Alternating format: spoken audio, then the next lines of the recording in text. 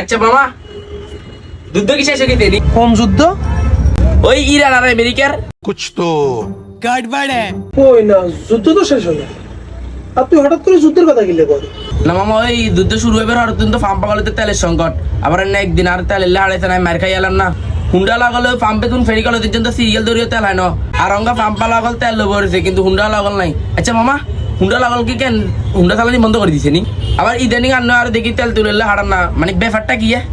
ও আচ্ছা, এই বিষয় নে ভাগিনা।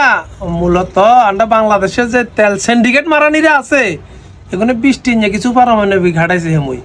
এরপরে আমরা বাংলাদেশ সরকার নিরুপায় যখন 20 টাকা করে তেলের দাম বাই দিছে, সিন্ডিকেট মারানিরা তেল দেওয়া শুরু করে দিছে।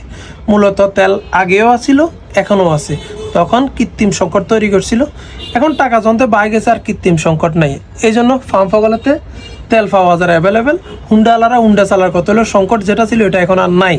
এটা হচ্ছে আসলে আমাদের দেশের যে সংস্কৃতি, যে চর্চা, এগুলোর কারণে তেলের দাম বাড়ছে বা আমরা বাড়াইছি। ও আচ্ছা, এই ব্যাপার তাইলে। যাই হোক, সিন্ডিকেট মারানটার তেলের দাম 20 টাকা পাইলে ওই তেলের সংকটটা কমে গেছে এবং নোয়া টেকনিক্যালি নির্যাতন হতো না, মুক্তি হয়ে গেছি।